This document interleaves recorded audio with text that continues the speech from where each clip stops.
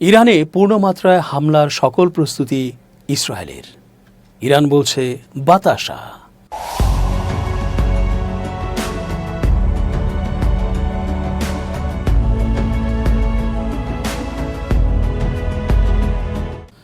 আসসালামু আলাইকুম প্রিয় দর্শক, আমন্ত্রণ আজকের আলোচনায়।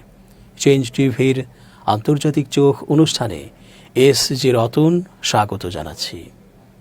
ইরান ইউরেনিয়াম সমৃদ্ধকরণ কর্মসূচি কখনোই থামিয়ে দেবে না। কারো হামলার ভয়ে এটা তারা কখনোই করবে না, বরং তারা আরও বাড়াবে। ইসরায়েল এই ভয়েই আগে থেকেই মিডিয়া ট্রায়াল দিচ্ছে, জানাচ্ছে ইসরায়েল ইরানকে একেবারে উড়িয়ে দেবে। ইরানও তীব্র হুমকি দিয়ে জানিয়েছে ইসরায়েলকে তারা কোনো রাষ্ট্রই ভাবে না, তারা বর্বর ও পশু। ইসরায়েলের হুমকি ধমকির বিরুদ্ধে অস্ত্র ও যুদ্ধের মাধ্যমেই তারা প্রত্যুত্তর দেবে।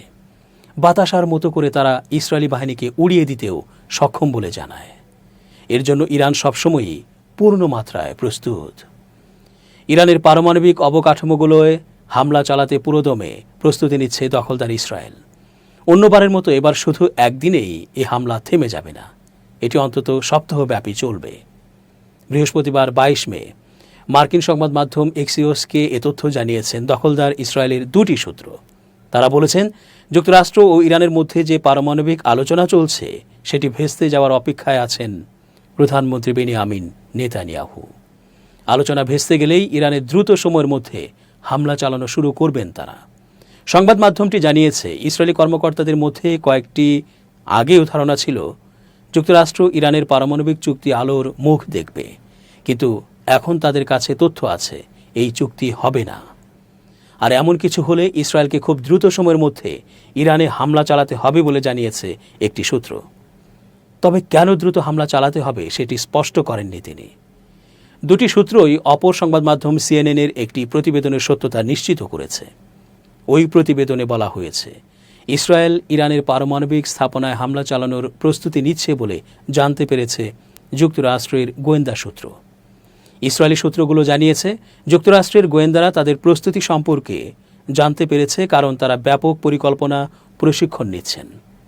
আর যুক্তরাষ্ট্রীয় সেনাবাহিনী সবকিছু জানে এবং সহজেই বুঝতে পারে ইসরায়েল কিসের প্রস্তুতি নিচ্ছে। নেতানিয়াহু আলোচনা ভেস্তে যাওয়ার জন্য অপেক্ষা করছে জানিয়েছে ইসরায়েলি সূত্রটি, এবং তারা বলেছে নেতানিয়াহু আলোচনা ভেস্তে যাওয়ার মুহূর্ত এবং ট্রাম্প ক্ষুব্ধ হওয়ার জন্য অপেক্ষা করছেন।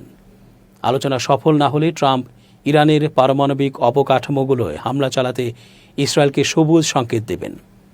তবে মার্কিন এ কর্মকর্তা জানিয়েছেন, ট্রাম্প প্রশাসন চিন্তিত যে তাদের সবুজ সংকেত না পেলেও যুদ্ধাপরাধে অভিযুক্ত নেতানিয়াহু ইরানে হামলা চালাতে পারেন। পারমাণবিক চুক্তি নিয়ে ইরান ও যুক্তরাষ্ট্রের মধ্যে এখনও মত পার্থক্য রয়েছে। যুক্তরাষ্ট্র ইরানকে শর্ত দিয়েছে তারা বেসামরিক কাজের জন্য নিজেদের ইউরেনিয়ামের মজুদ সমৃদ্ধ করতে পারবে না। তবে ইরান জানিয়েছে ইউরেনিয়াম নিয়ে কোনো ছাড় দেয়া হবে না। চুক্তি হলেও তারা ইউরেনিয়ামের মজুদ বাড়াবে, চুক্তি না হলেও বাড়াবে। ইসরায়েলি সূত্রগুলো জানিয়েছে, ইরানে নতুন করে হামলার যে প্রস্তুতি নেওয়া হচ্ছে সেটি একদিনের হবে না, এটি হবে একটি সামরিক অভিযান যা অন্তত 1 সপ্তাহ স্থায়ী হবে। এ ধরনের অভিযান বেশ জটিল হবে। এছাড়া ইসরায়েল ও এই অঞ্চলের জন্য এটি ঝুঁকিপূর্ণ হবে। বিভিন্ন দেশ শঙ্কা প্রকাশ করেছে, ইসরায়েল যদি ইরানের পারমাণবিক স্থাপনায় হামলা চালায় তাহলে ব্যাপক তেজস্ক্রিয়ার সৃষ্টি হতে পারে। ইরানের রাজধানী তেহরান থেকে ইস্পাহান প্রদেশটির দূরত্ব 350 কিলোমিটার। সেখানে ইরানের পারমাণবিক স্থাপনাগুলো অবস্থিত। দেশটির অন্যতম বড় সামরিক বিমান ঘাঁটিও রয়েছে প্রদেশটিতে। এর আগে গত বছর 13 এপ্রিল রাতে ইসরায়েলের ড্রোন ও ক্ষেপণাস্ত্র হামলা করে ইরান।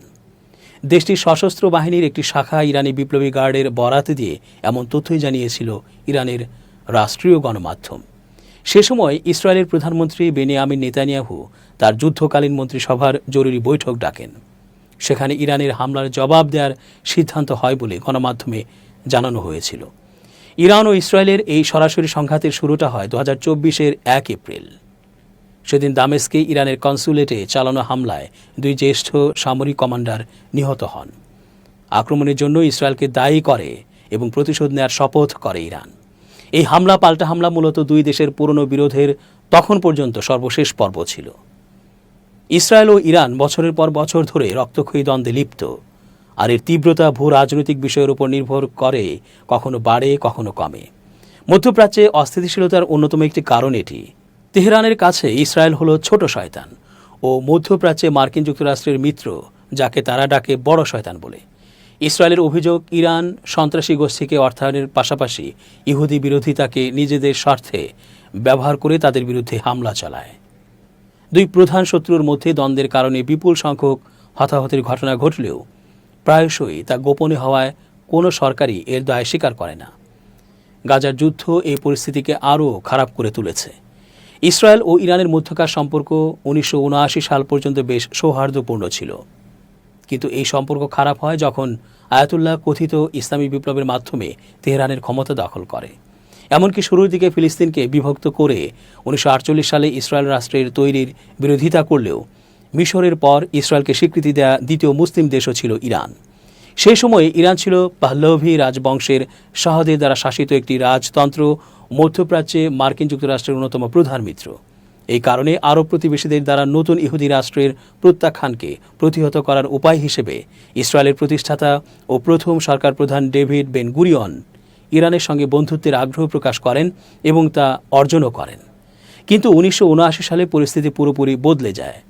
রুহুল্লাহ খোমেনি বিপ্লবের মাধ্যমে শাহকে উৎখাত করে ইরানে ইসলামী প্রজাতন্ত্র চালু করেন। এই নতুন সরকারের পরিচয়ের অন্যতম প্রধান বৈশিষ্ট্য ছিল মার্কিন যুক্তরাষ্ট্র ও তার মিত্র ইসরায়েলের সাম্রাজ্যবাদকে প্রত্যাখ্যান করা। নতুন আয়াতুল্লাহ সরকার ইসরায়েলের সাথে সম্পর্ক ছিন্ন করে, ইসরায়েলের নাগরিকদের পাসপোর্টের বৈধতা অস্বীকার করে ও তেহরানে ইসরায়েলি দূতাবাস দখল করে এবং প্যালেস্টাইন লিবারেশন অর্গানাইজেশন PLOর কাছে হস্তান্তর করে। সে সময় PLO ইসরায়েলি সরকারের বিরুদ্ধে লড়াই ও ফিলিস্তিন রাষ্ট্র প্রতিষ্ঠার নেতৃত্ব দিচ্ছিল। সংঘাত নিরসন বিষয়ক বেসরকারি সংস্থা আন্তর্জাতিক ক্রাইসিস গ্রুপের ইরান প্রোগ্রামের পরিচালক আলী ভায়েজ বিবিসিকে বলেন, ইসরায়েলের প্রতি শত্রুতা ছিল নতুন ইরানি শাসনের একটি স্তম্ভ, কারণ এর অনেক নেতা লেবাননের মতো জায়গায় ফিলিস্তিনিদের সঙ্গে গেরিলা যুদ্ধে অংশগ্রহণ করে ও প্রশিক্ষণ নেয়, আর তাদের প্রতি এদের অনেক সহানুভূতিও ছিল। কিন্তু এছাড়াও মিস্টার ভায়েজের বিশ্বাস, নতুন ইরান নিজেকে প্যান ইসলামিক শক্তি হিসেবে উপস্থাপন করতে চেয়েছিল, আর এ কারণে ইসরায়েলের বিরুদ্ধে ফিলিস্তিনের বিষয়টি সামনে নিয়ে আসে, কেননা অন্য আরব মুসলিম দেশগুলো আগেই এটি বাদ দিয়েছিল। এভাবেই খোমেনি ফিলিস্তিনের বিষয়টিকে নিজেদের বলে দাবি করতে শুরু করেন, আর তার নিজের এবং তেহরানের সরকারি সমর্থনে সেখানে ফিলিস্তিনপন্থী বিক্ষোভ স্বাভাবিক হয়ে ওঠে। তবে ভায়েজের মতে ইসরায়েলের দিক থেকে ইরানের প্রতি শত্রুতা 1990-এর দশকের আগ পর্যন্ত শুরু হয়নি, কারণ তার আগে সাদ্দাম হোসেনের ইরাক বৃহত্তর আঞ্চলিক হুমকি হিসেবে বিবেচিত ছিল। এমনকি ইরান কন্ট্রা নামে পরিচিত গোপন কর্মসূচিকে সম্ভব করতে ইসরায়েলি সরকার মধ্যস্থতাকারীদের মধ্যে অন্যতম ছিল। এর মাধ্যমে মার্কিন যুক্তরাষ্ট্র ইরানে অস্ত্র সরিয়ে নেয়, যেগুলো ব্যবহার করে 1980 থেকে 88 সাল পর্যন্ত দেশটি প্রতিবেশী ইরাকের বিরুদ্ধে যুদ্ধ চালায়। কিন্তু সময়ের সাথে সাথে ইসরায়েল ইরানকে তার অস্তিত্বের জন্য অন্যতম প্রধান হুমকি হিসেবে দেখতে শুরু করে এবং দুই দেশের মধ্যে দ্বন্দ্ব শুরু হয়। ভায়েজ উল্লেখ করেন যে সৌদি আরবের মতো অন্য বড় আঞ্চলিক শক্তির মুখোমুখি হওয়া এবং সুন্নি প্রধান আরব ইসলামিক বিশ্বে ইরানের শিয়া প্রধান হবার বাস্তবতার বিষয়ে সচেতন হয়ে ইরান সরকার তার বিচ্ছিন্নতা উপলব্ধি করে এবং শত্রুরা একদিন তাদের নিজের ভূখণ্ডে আক্রমণ করবে এমন শঙ্কা প্রতিরোধের লক্ষ্যে একটি কৌশল তৈরি করতে শুরু করে। এভাবেই তেহরানের সাথে যুক্ত সংগঠনগুলোর নেটওয়ার্ক প্রসারিত হয় এবং তার স্বার্থের জন্য অনুকূল সামরিক পদক্ষেপ চালায়। এর মধ্যে উল্লেখযোগ্য লেবাননের হিজবুল্লাহ, যাকে মার্কিন যুক্তরাষ্ট্র এবং ইউরোপীয় ইউনিয়ন সন্ত্রাসীর তকমা দিয়েছে। বর্তমানে এই ইরানি প্রতিরোধ অক্ষ লেবানন, সিরিয়া, ইরাক এবং ইয়েমেন পর্যন্ত বিস্তৃত। এদিকে ইসরায়েলও হাত গুটিয়ে বসে থাকেনি, বরং ইরান ও তার মিত্রদের আক্রমণ এবং অন্যান্য শত্রুতামূলক কাজের প্রতিরোধ করেছে। তবে প্রায়শই তা তৃতীয় কোনো দেশে, যেখানে ইসরায়েল ইরানপন্থী শক্তির সাথে লড়াইরত সশস্ত্র গোষ্ঠীগুলোকে অর্থায়ন ও সমর্থন করে থাকে। ইরান এবং ইসরায়েলের মধ্যে লড়াইকে ছায়াযুদ্ধ হিসেবে বর্ণনা করা হয়েছে, কারণ উভয় দেশই একে অপরের ওপর আক্রমণ করেছে। তবে অনেক ক্ষেত্রেই কেউ তা সরকারিভাবে স্বীকার করেনি। 1992 সালে ইরানের ঘনিষ্ঠ একটি ইসলামিক জিহাদি দল বুয়েন্স আইরেসে ইসরায়েলি দূতাবাস উড়িয়ে দেয়। এতে 29 জন নিহত হয়। এর কিছুদিন আগে হিজবুল্লাহ নেতা আব্বাস আল মুসাভিকে হত্যা করা হয়।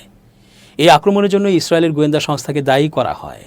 ইসরায়েলের জন্য ইরানের পারমাণবিক কর্মসূচিকে ব্যর্থ করা সবসময়ই গুরুত্বপূর্ণ ছিল, যাতে করে আয়াতুল্লাহ কোনোভাবেই পারমাণবিক অস্ত্রের অধিকারী না হয়। কেবল বেসামরিক উদ্দেশ্যে সেটি চালানো হচ্ছে, ইরানের এমন দাবি ইসরায়েল কখনোই বিশ্বাস করেনি। এমনকি এই ধারণাও ব্যাপকভাবে স্বীকৃত যে মার্কিন যুক্তরাষ্ট্রের সহযোগিতায় ইসরায়েল স্টাক্সনেট কম্পিউটার ভাইরাস তৈরি করে, যা 2000 সালের প্রথম দশকে ইরানের পারমাণবিক স্থাপনাগুলোর গুরুতর ক্ষতি করেছিল। তেহরান তার পারমাণবিক কর্মসূচির দায়িত্বে থাকা কয়েকজন প্রধান বিজ্ঞানীর ওপর হামলার জন্য ইসরায়েলি গোয়েন্দাদের দায়ী করে। এর মধ্যে সবচেয়ে উল্লেখযোগ্য ছিল 2020 সালে এর সবচেয়ে জ্যেষ্ঠ ব্যক্তি হিসেবে বিবেচিত মোহসেন ফাখরিজাদেহকে হত্যা করা। ইসরায়েল সরকার অবশ্য কখনোই ইরানি বিজ্ঞানীদের মৃত্যুর সাথে জড়িত থাকার কথা স্বীকার করেনি। ইসরায়েল তার পশ্চিমা মিত্রদের সাথে মিলে অতীতে তার ভূখণ্ডে ড্রোন এবং রকেট হামলার পাশাপাশি বেশ কয়েকটি সাইবার হামলার ঘটনায় ইরানকে অভিযুক্ত করেছে। 2011 সালে শুরু হওয়া সিরিয়ার গৃহযুদ্ধ ছিল দুই দেশের দ্বন্দ্বের আরেকটি কারণ। পশ্চিমা গোয়েন্দা সূত্র মতে প্রেসিডেন্ট বাশার আল আসাদকে ক্ষমতাচ্যুত করতে চাওয়া বিদ্রোহীদের বিরুদ্ধে সে সময় অর্থ, অস্ত্র ও প্রশিক্ষক পাঠায় ইরান। এতে ইসরায়েলে বিপদের ঘণ্টা বাজে, কেননা তারা বিশ্বাস করে লেবাননে হিজবুল্লাহকে সরঞ্জাম এবং অস্ত্র পাঠানোর জন্য ইরানিদের অন্যতম প্রধান পথ হল প্রতিবেশী সিরিয়া। মার্কিন গোয়েন্দা পোর্টাল স্ট্র্যাটোফের অনুযায়ী বিভিন্ন সময়ে ইসরায়েল এবং ইরান উভয়ই সিরিয়ায় কর্মকাণ্ড চালিয়েছে, যার উদ্দেশ্য অন্য পক্ষকে বড় আকারের আক্রমণ শুরু থেকে বিরত রাখা। 2021 সালে এই ছায়াযুদ্ধ সমুদ্রেও পৌঁছেছিল। সেই বছর ওমান উপসাগরে ইসরায়েলি জাহাজে হামলার জন্য ইরানকে দায়ী করেছিল ইসরায়েল। অন্যদিকে লোহিত সাগরে তাদের জাহাজে হামলার জন্য ইসরায়েলকে অভিযুক্ত করে ইরান। দর্শক, আজ এ পর্যন্তই। শুভ কামনা। changeTV.press, এক ফোঁটা হলুদও নেই।